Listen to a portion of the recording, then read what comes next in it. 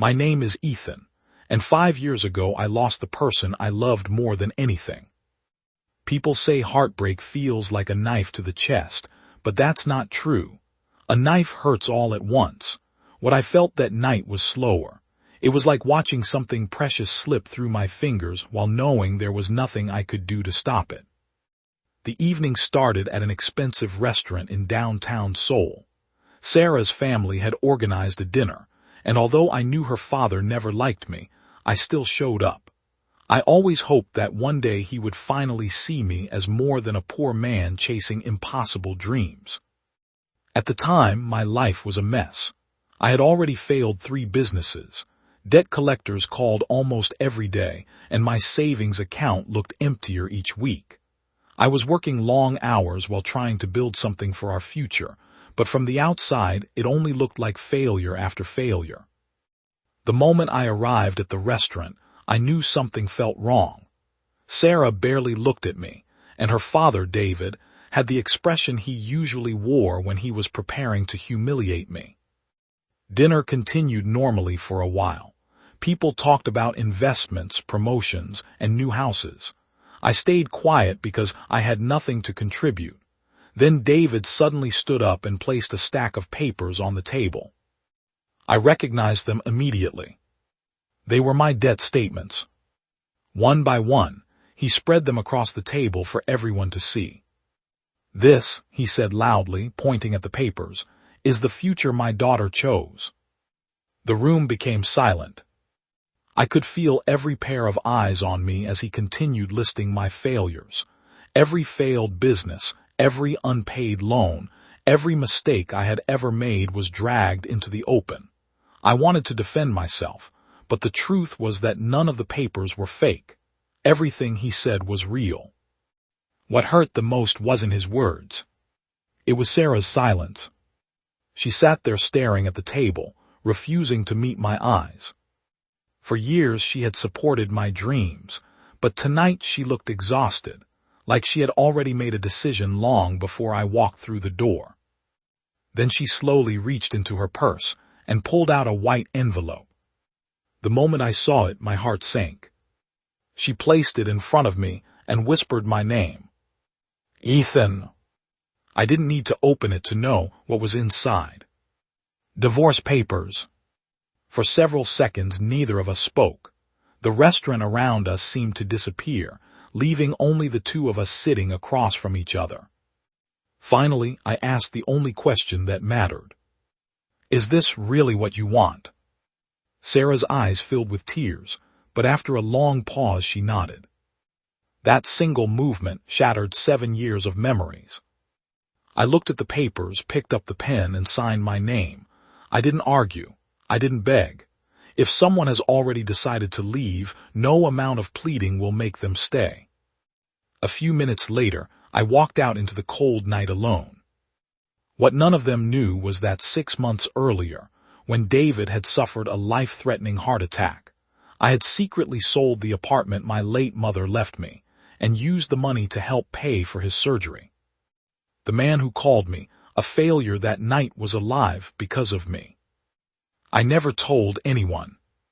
Not Sarah. Not David. Not even my closest friends. As I walked through the falling snow, I thought that secret would stay buried forever. I had no idea that 5 years later it would return and change all of our lives. The morning after the divorce, I left Seoul. I didn't tell anyone where I was going because the truth was, I didn't know myself. All I knew was that every corner of that city reminded me of Sarah. The apartment felt empty, the streets felt colder, and every memory seemed determined to follow me wherever I went. For the first time in years, I had no plans, no goals, and no idea what my future looked like. I eventually ended up in a small industrial town several hours away. It wasn't the kind of place people dreamed about living in, but that was exactly why I chose it. Nobody knew who I was there. Nobody knew about my failed businesses, my debts, or my divorce. To them, I was just another stranger trying to survive. The first year was brutal. I worked whatever jobs I could find. Some days I delivered packages. Some days I loaded trucks. Some days I worked so many hours that I fell asleep the moment I got home. The money was barely enough to cover rent, but it kept me alive. More importantly, it gave me time to think. While working those jobs, I started noticing something. Every business owner complained about deliveries. Packages arrived late, shipments got lost, and customers were constantly frustrated. The problem was everywhere, and the more I saw it, the more I became convinced that there had to be a better way. One night, sitting alone in my tiny apartment, I opened a notebook and wrote down an idea. A logistics company. It sounded ridiculous. I had no money, no investors, and no experience running a logistics business. Most people would have laughed at the idea, but after losing everything, I realized I wasn't afraid of failure anymore. Failure had already happened. So I started. During the day, I worked regular jobs. At night, I built the company from scratch. I created a website called Potential Customers and spent countless hours trying to convince people to give me a chance. Most of them said no. Some didn't even return my calls. There were weeks when I questioned every decision I had made, but I kept going because quitting would mean accepting that everyone who doubted me had been right. About 2 years into the struggle, I met a man named Jake. Unlike me, Jake was outgoing and confident. He could walk into a room full of strangers and leave with a dozen new friends. We met while working at a warehouse, and somehow we clicked almost immediately. Before long, we were grabbing dinner after work and talking about our lives. When I told him about my company, he surprised me. Instead of laughing, he believed in it. In fact, he believed in it more than I did. Jake started helping whenever he could. He talked to customers, introduced me to business owners, and helped make deliveries. The company was still small, but for the first time it felt like I wasn't carrying the entire burden alone. The years that followed were filled with setbacks, failures, and more sleepless nights than I can count. There were months when I barely had enough money to pay rent and moments when closing the company seemed like the smartest decision I could make. But slowly, things started changing. One customer became 2, 2 became 5, and 5 became 20. The progress was slow, almost invisible at times, but it was real. For the first time since Sarah left me, I felt hopeful about the future. What I didn't know was that the person standing beside me through all those difficult years, the friend I trusted more than anyone else, would eventually become the reason I lost everything again. For a while, it finally felt like my life was moving in the right direction. The company wasn't huge, but it was growing. New customers were arriving every month, our contracts were getting bigger, and for the first time since Sarah left me, I wasn't constantly worried about paying next month's rent. Jake and I spent years building the business together, and somewhere along the way he became more than a friend. He became family. If someone had asked me back then who I trusted most in the world, I would have said Jake without hesitation. Looking back, the warning signs were there. He started handling more of the financial side of the business. He insisted on managing certain client relationships himself. Sometimes he would disappear for hours claiming he was meeting potential customers. Whenever I asked questions, he always had an answer ready. Since I trusted him completely, I never thought much about it. Why would I? This was the man who had stood beside me through some of the hardest years of my life. Then one Monday morning, everything changed. I arrived at the office early because we had an important client meeting scheduled for later that day. The moment I walked inside, something felt wrong. Jake's desk was empty. His laptop was gone. Several important files were missing. At first I assumed he was working remotely or meeting a customer. Then I checked my phone. No messages. No calls. Nothing. A strange feeling settled in my stomach. I tried calling him. Straight to voicemail. I called again. Voicemail. Again. Voicemail. For the next hour, I convinced myself there had to be a reasonable explanation. Maybe there was an emergency.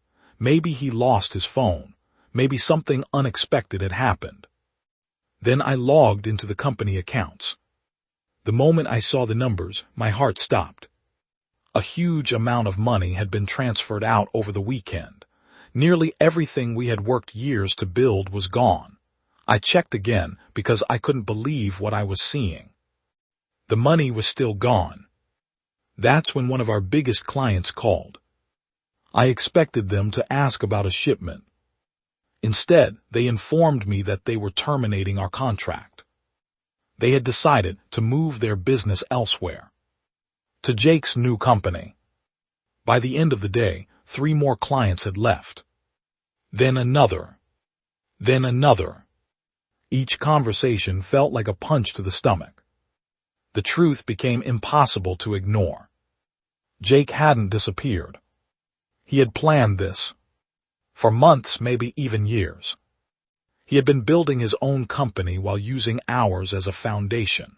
He took clients, money, contacts, and opportunities, then walked away the moment he believed he no longer needed me. That evening, I finally received an email. It contained only a few sentences. Ethan, I'm sorry. I didn't see another way. Don't try to contact me. Jake. That was it. Years of friendship reduced to a few lines of text.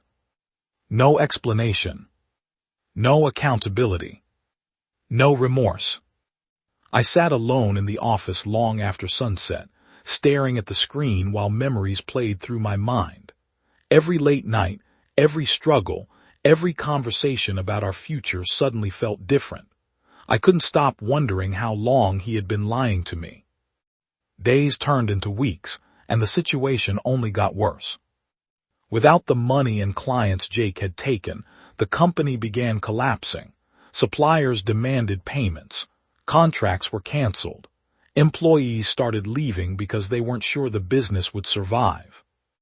The company I had spent years building was falling apart right in front of me, and there was nothing I could do to stop it. The worst part wasn't losing the money. It wasn't losing the clients. It was realizing that the person who destroyed everything was someone I had trusted like a brother. The same way Sarah had once broken my heart, Jake had broken my trust. And somehow this betrayal hurt even more.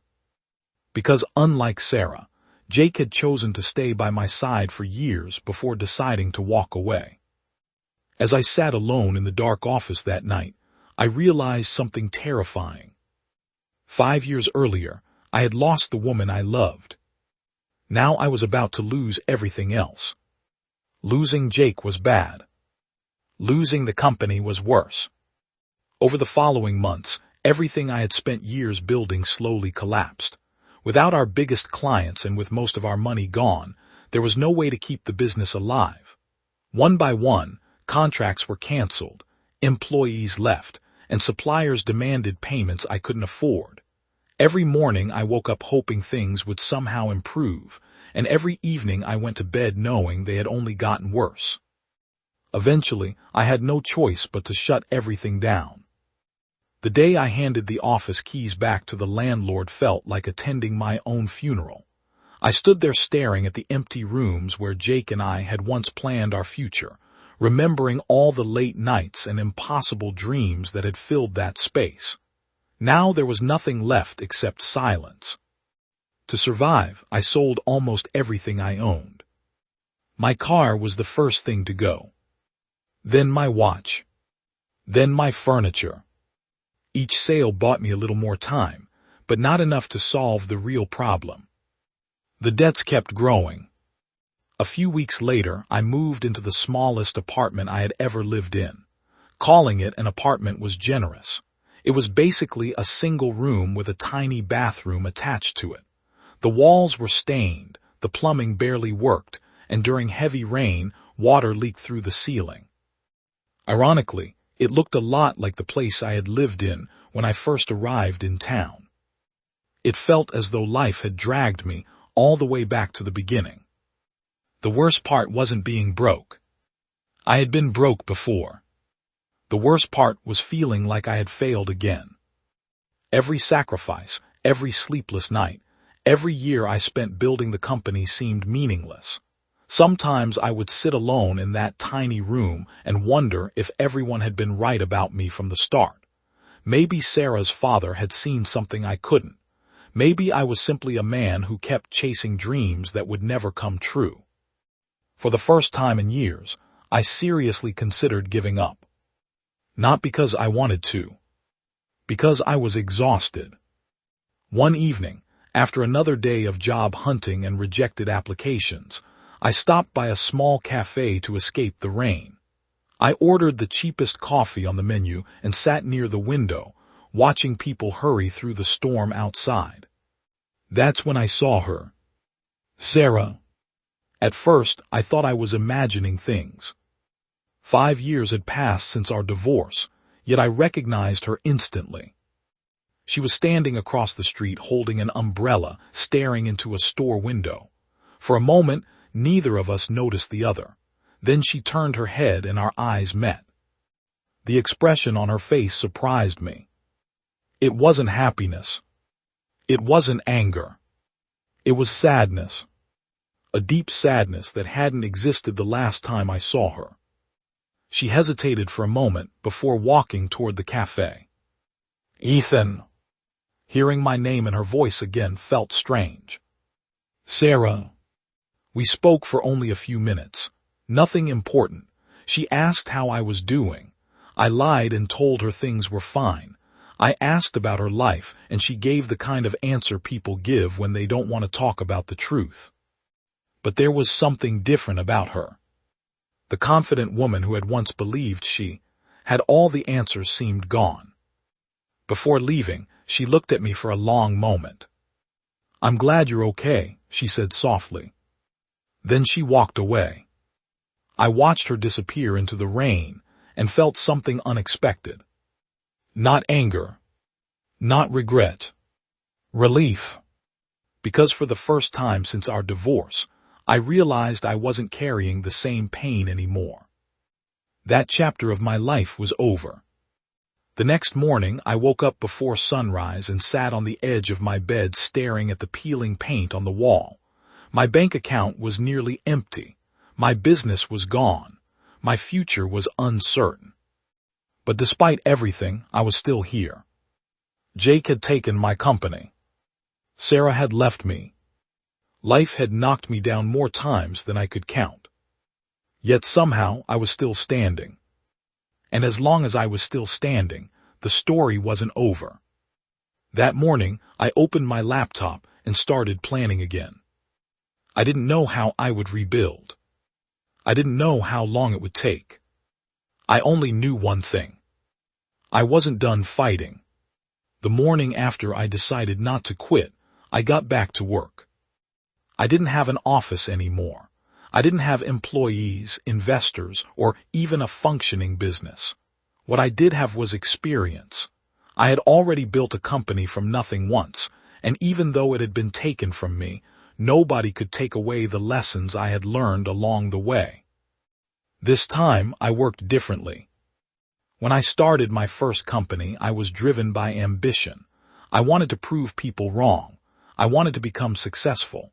I wanted Sarah to see that she had made a mistake, but after losing everything a second time, those motivations disappeared. I wasn't chasing revenge anymore. I was simply trying to build something that couldn't be destroyed by one person's betrayal. The first year was slow. I worked alone from my apartment, taking small contracts that most larger companies ignored. During the day, I met customers, and at night I handled paperwork, deliveries, and planning. There were no shortcuts, no lucky breaks, and no overnight success. Just thousands of small decisions repeated every single day. Gradually, things started changing. A customer recommended me to another customer. A successful delivery led to a larger contract. Businesses that once ignored my calls suddenly started returning them. For the first time in years, growth felt stable. Then one contract changed everything.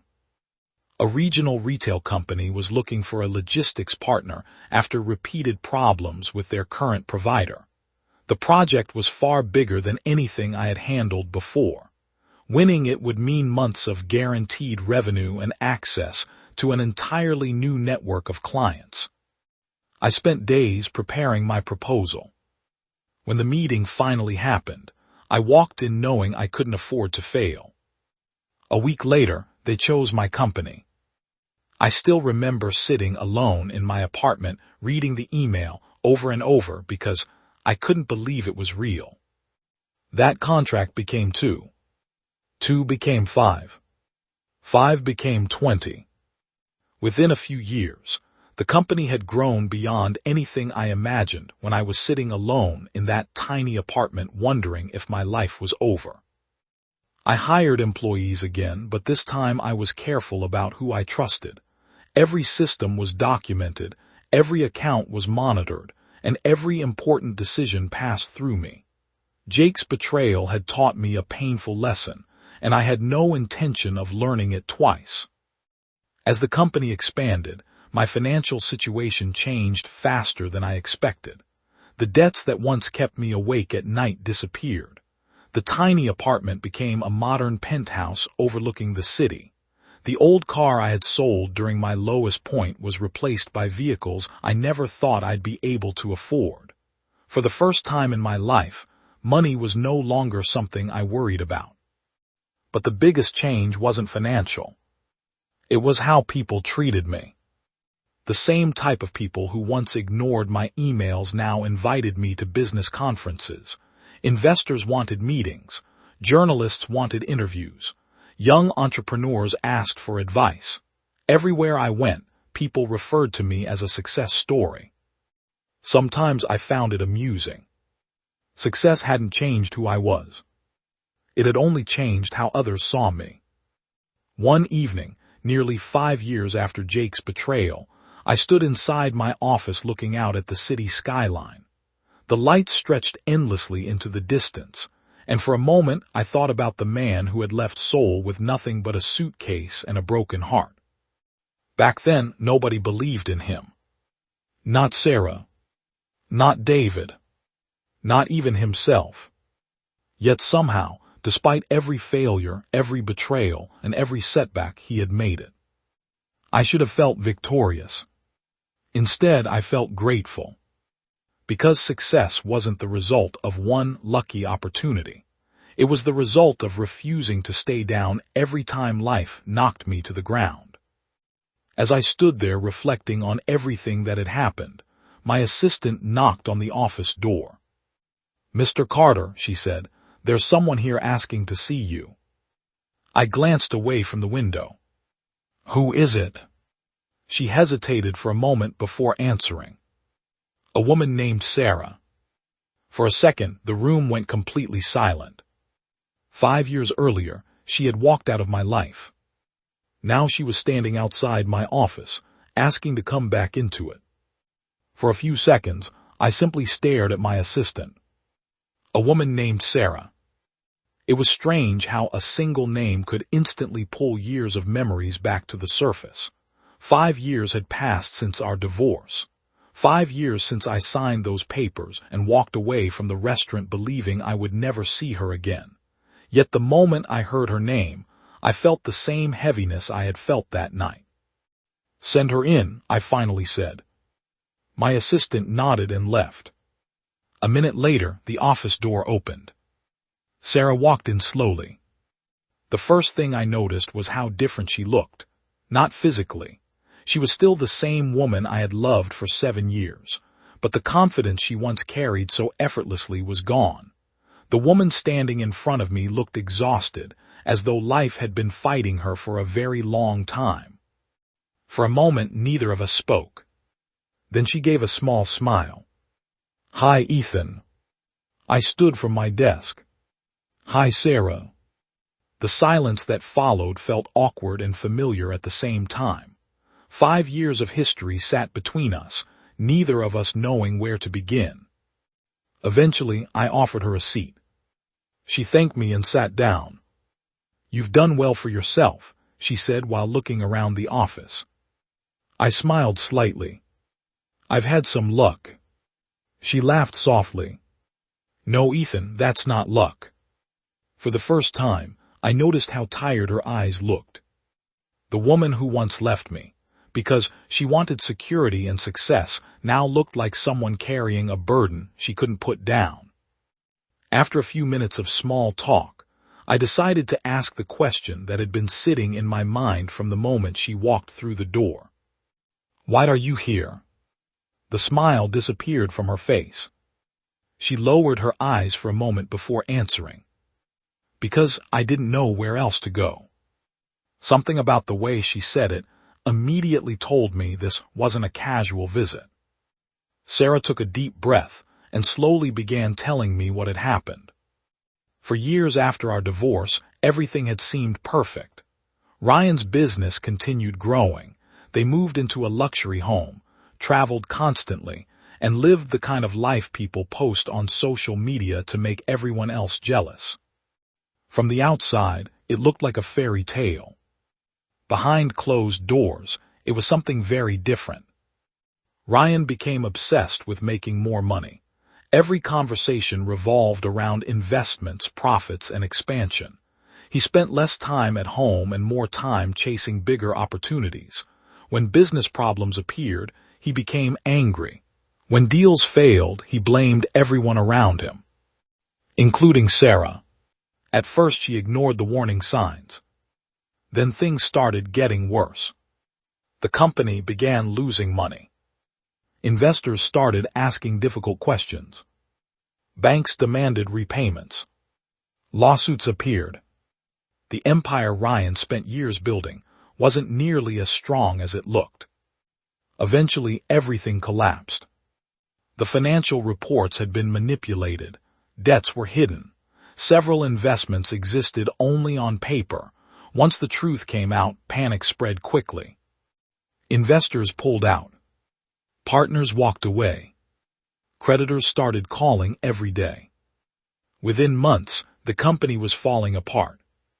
And then Ryan did something Sarah never expected. He disappeared. One morning he simply left. No explanation. No goodbye. No attempt to fix the damage. He abandoned the company, the debts, and the marriage all at the same time. As Sarah told the story, I couldn't help remembering the night she handed me those divorce papers. Back then she believed she was choosing stability. She believed she was choosing certainty. Instead, she had built her future around a man who vanished the moment life became difficult. I spent years convincing myself I made the right decision, she admitted quietly. But when everything started falling apart, I kept thinking about you. I didn't respond. Not because I was angry. Because I didn't know what to say. Sarah looked out the office window toward the city skyline. You remember when your businesses failed? She asked. I nodded. You stayed. The words hung in the air. You lost everything and still stayed. You kept fighting. Ryan had everything and ran away the moment things became hard. For the first time since she arrived, tears appeared in her eyes. I didn't understand the difference back then. The room fell silent. Years ago, I had imagined this moment many times. I imagined Sarah regretting her decision. I imagined feeling satisfied when that day finally arrived. But looking at her now, I felt nothing close to satisfaction. Only sadness. Because no matter what happened between us, I never wanted her life to fall apart. Sarah wiped her eyes and forced a small smile. I know I probably don't deserve your time. I shook my head. That's not true. She looked surprised by my answer. Then, for the first time since entering the office, she seemed to relax slightly. Neither of us knew it yet, but that conversation would become the beginning of something much bigger.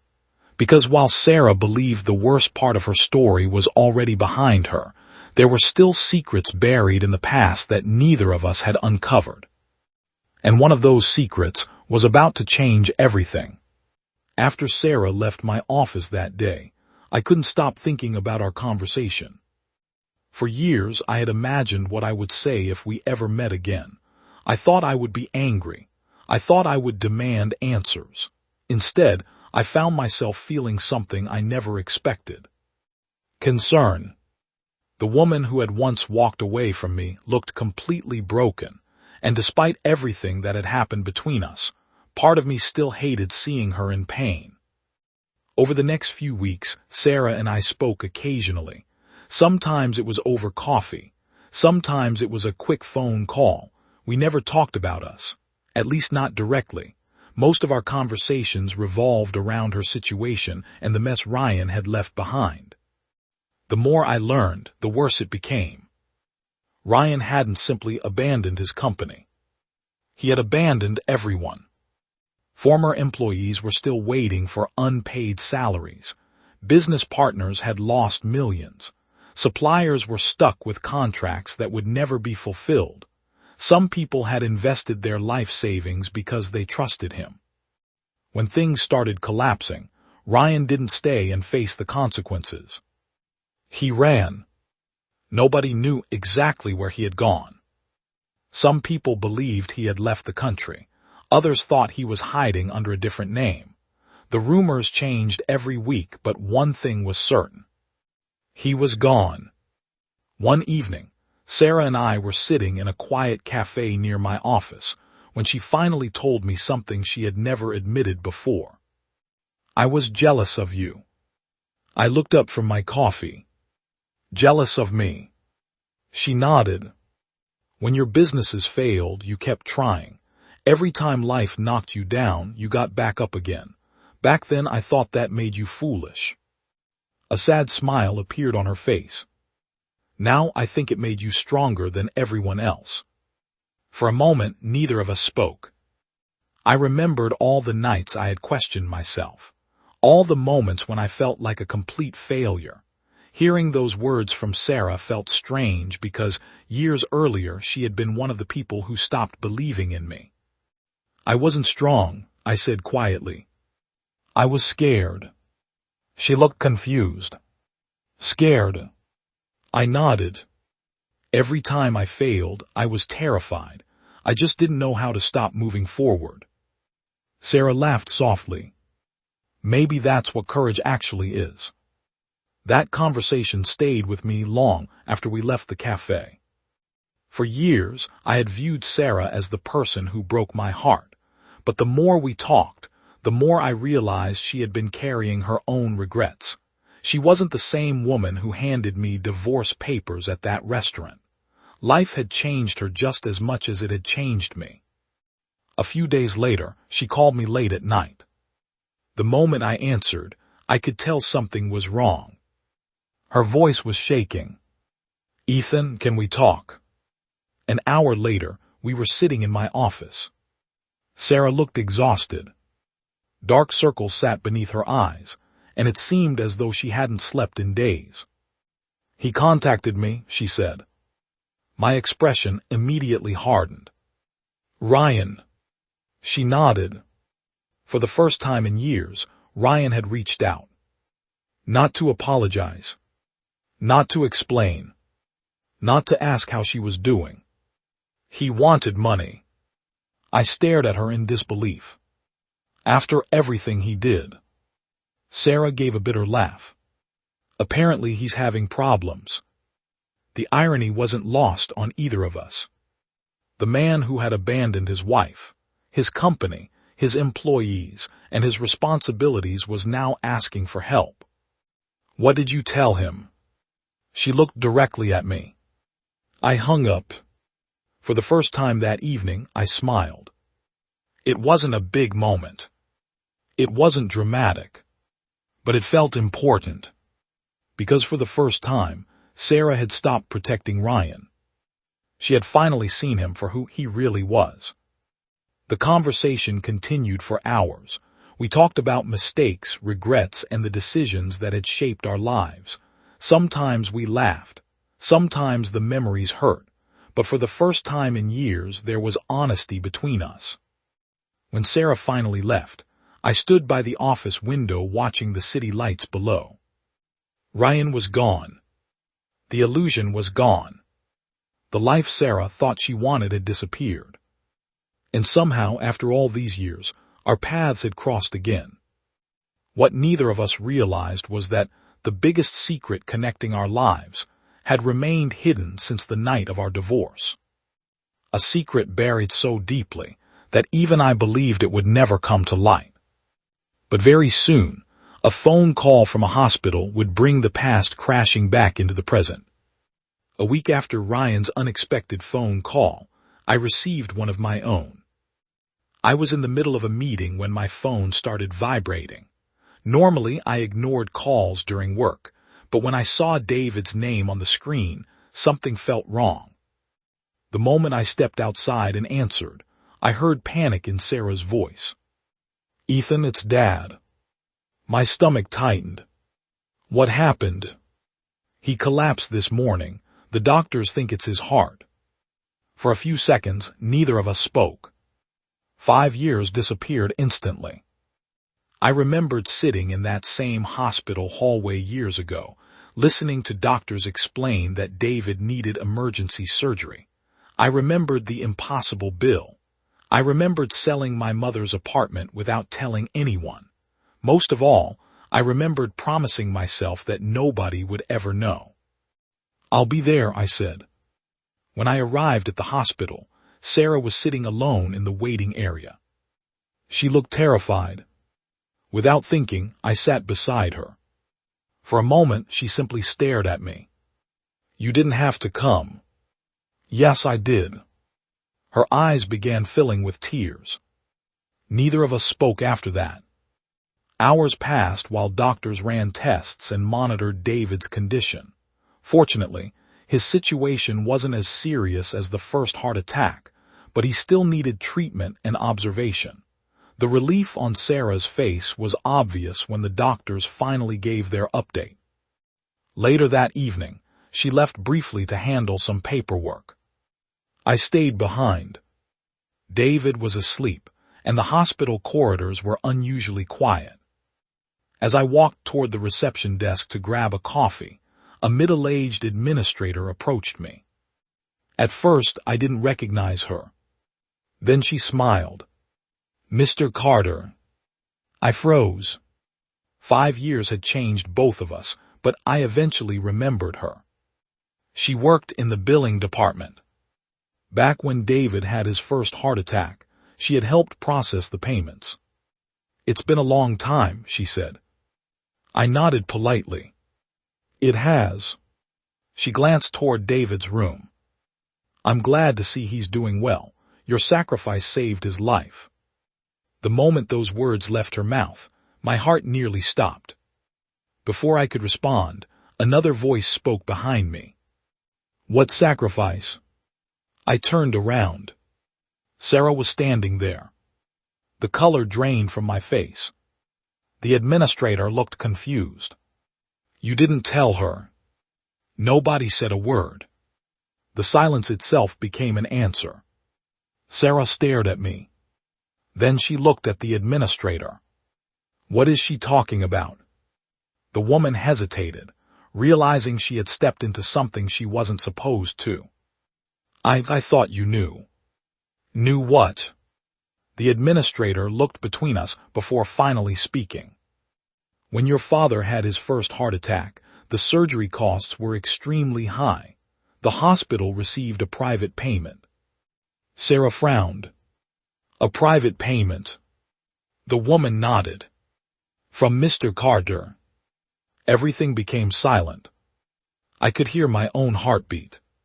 Sarah turned toward me slowly. "No." I already knew what was coming. "No, that's not possible." I looked away. "Ethan."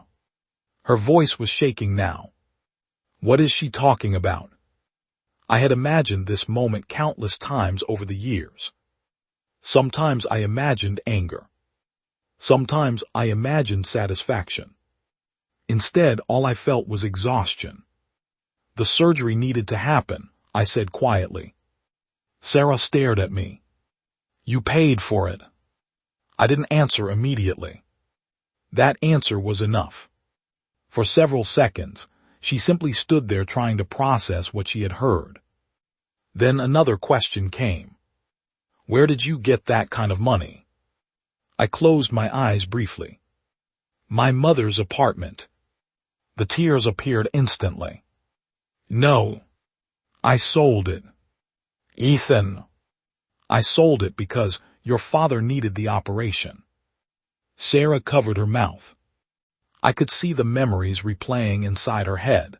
The restaurant, the divorce papers, David humiliating me in front of everyone, the years she spent believing I was selfish and irresponsible, all while carrying a secret that could have changed everything. Why didn't you tell us? She whispered. I looked toward David's room. Because I didn't do it for recognition. Her tears were falling freely now. 5 years. I nodded. 5 years. She sat down slowly, as though her legs could no longer support her. Everything she believed about that night was beginning to unravel. The man her father called a failure had secretly saved his life. The man she divorced had sacrificed the last valuable thing he owned for her family. And he had never asked for credit. Never asked for gratitude. Never even mentioned it. As Sarah sat there crying, I realized something. The secret I thought would stay buried forever was finally gone. But what neither of us knew was that the hospital records were only the beginning. Because hidden among my old documents was something even more powerful than a payment receipt. A letter. And very soon, that letter would change everything. The days following the hospital incident were some of the strangest of my life. Sarah barely knew how to look at me anymore. Every time we spoke, I could see the guilt in her eyes. She kept apologizing for things that had happened years ago, but I never knew how to respond. The truth was that I wasn't angry anymore. Life had already taken us both down roads neither of us expected. David, however, took the revelation much harder. For 5 years, he had believed I was a failure. He had mocked me, judged me, and treated me as if I wasn't worthy of being part of his family. Then, in a single afternoon, he learned that the man he looked down on had secretly saved his life. According to Sarah, he barely slept after leaving the hospital. He kept asking questions. Why hadn't Ethan told anyone? Why would he make such a sacrifice? Why would he stay silent for 5 years? Nobody had answers. A few days later, Sarah called me unexpectedly. Her voice sounded nervous. Ethan, can you come over? I hesitated. What's wrong? It's Dad, he found something. An hour later, I arrived at David's house. Walking through that front door felt surreal. Years earlier, this house had been filled with memories. Then it became a place I never expected to enter again. When I stepped inside, I immediately noticed the atmosphere. Sarah was sitting quietly on the couch. David was standing near the window, holding a piece of paper in his hands. The moment he saw me, his eyes became red. Ethan. I looked at the paper. I recognized it instantly. My heart sank. It was the letter. Years ago, before selling my mother's apartment, I had written a letter and placed it with the documents. I never expected anyone to read it. Apparently, someone finally had. David slowly sat down. His hands were shaking. I found it among the old hospital records. Nobody spoke. The room felt completely silent. Finally, David unfolded the paper and began reading aloud. The letter wasn't complicated. There were no dramatic words. No grand speeches. I had simply written the truth. I wrote that my mother spent her entire life working to provide that apartment for me. I wrote that selling it was the hardest decision I had ever made. I wrote that I knew David didn't like me and probably never would. But I also wrote that none of that mattered because Sarah loved her father, and I couldn't stand by and watch him die when I had the power to help. Most importantly, I wrote one final request. Please don't tell Sarah. I don't want her to feel responsible for this. I don't want her to choose me because of guilt. I want her to choose me because she wants to. When David reached that part, his voice broke completely. The room fell silent again. Sarah was crying openly now. So was David. For several moments, nobody could speak. Then David did something I never expected. The proud, stubborn man who had spent years criticizing me slowly stood up and walked toward me. For a second, I thought he was going to say something. Instead, he hugged me. The room became completely silent. I was wrong, he whispered. His voice was shaking. I was wrong about everything. I didn't know what to say. For years, I had imagined hearing those words. Now that they had finally arrived, they didn't feel the way I expected. There was no satisfaction. No victory. Only sadness for all the years we had lost. David stepped back and wiped his eyes. I judged you because I looked at money instead of character. Nobody spoke. I thought Ryan was the better man because he was rich. His voice cracked. But when life became difficult, Ryan ran away. He looked directly at me. You stayed. Sarah lowered her head and started crying harder. Because deep down she knew the same thing. For years, everyone had measured me by my bank account. Nobody measured the sacrifices. Nobody measured loyalty. Nobody measured character. And because of that, they had completely misunderstood who I was. That evening lasted for hours. Stories were shared. Old memories resurfaced. Questions that had remained buried for years were finally answered.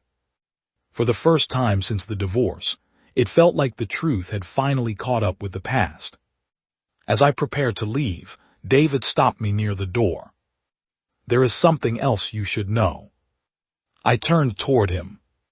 What is it? David hesitated. Then his expression hardened. I recently heard something about Jake.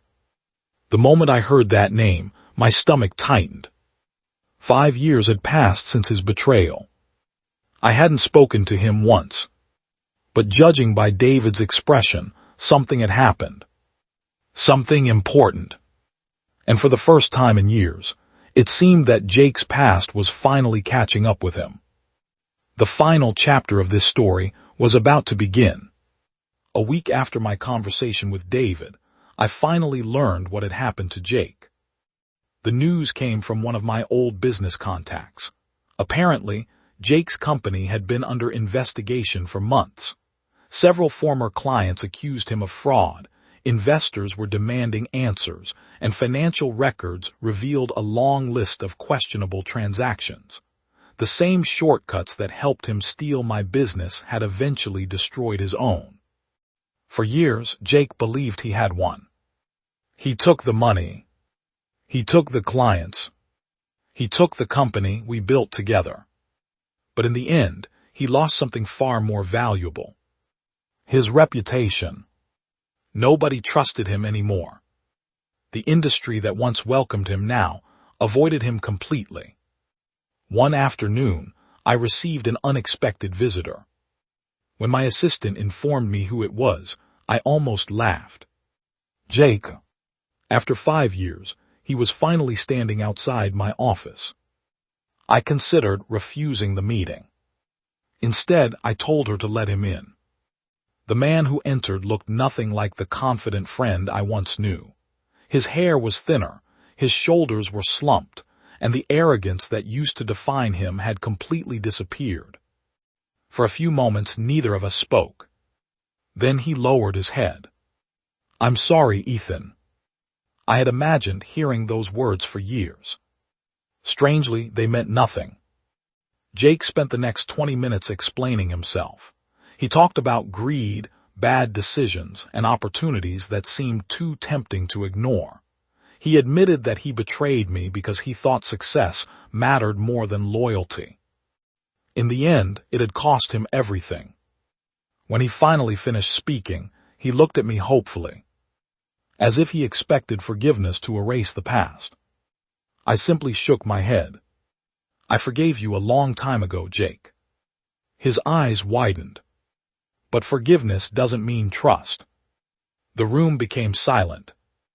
Then I stood and extended my hand. Not as a business partner. Not as a friend. As someone finally letting go of the past.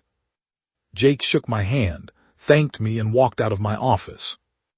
That was the last time I ever saw him. A few days later, Sarah asked if we could meet. We ended up walking through a quiet park just before sunset.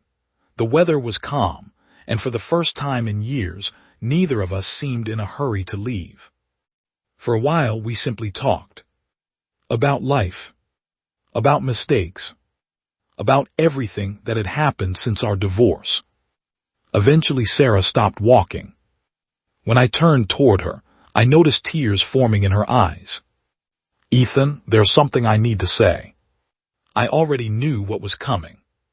She looked down for several seconds before finally speaking. I'm sorry. The words were barely above a whisper. I'm sorry for leaving. I'm sorry for not believing in you. I'm sorry for judging you based on what you had instead of who you were. Her voice cracked. And I'm sorry it took me so many years to understand. I stood there quietly listening. Not because I was angry. Because I knew how difficult those words were for her to say. Sarah wiped away her tears and looked directly at me. If I could go back, I would change everything. For a moment, neither of us spoke. 5 years earlier, those words would have meant everything to me. 5 years earlier, I probably would have given anything to hear them. But life had changed both of us. The man standing there wasn't the same man who signed those divorce papers in a restaurant. And Sarah wasn't the same woman who walked away. Ethan, she said softly, can you ever forgive me? I smiled. Not because the question was easy. Because I already knew the answer. I forgave you a long time ago. Tears rolled down her cheeks. Then came the question we had both been avoiding. What happens now? I looked toward the setting sun. For years, I thought success would be the moment I became rich. Then I thought it would be proving everyone wrong. But standing there, I finally understood the truth. Success wasn't money. Success wasn't revenge. Success was finding peace after everything life put you through. I turned back toward Sarah. You'll always be an important part of my life. Hope appeared in her eyes. Then I continued. But some chapters aren't meant to be rewritten. The hope slowly faded, replaced by understanding. I wasn't rejecting her out of anger. I simply wasn't the same person anymore. The past had shaped us, but it didn't have to define our future. Sarah nodded slowly. For the first time, there was no regret in her expression. Only acceptance. We stood there for a few more minutes before saying goodbye. This time, neither of us cried. Neither of us begged. Neither of us looked back. As I walked away, I felt lighter than I had in years. Not because I had become wealthy. Not because people finally respected me. Not because the truth had been revealed. I felt lighter because I was finally free. Free from the betrayal. Free from the anger. Free from the past. 5 years earlier, I lost the woman I loved, my business, my reputation, and almost my belief in myself. Yet somehow, losing everything had led me exactly where I needed to be. Life didn't give me the ending I wanted. It gave me the ending I needed. And as I looked toward the future, I realized something. The greatest victory wasn't becoming successful. It was becoming the kind of man who could lose everything and still choose kindness. That was the person my mother always hoped I would become. And for the first time in a very long time, I think she would have been proud.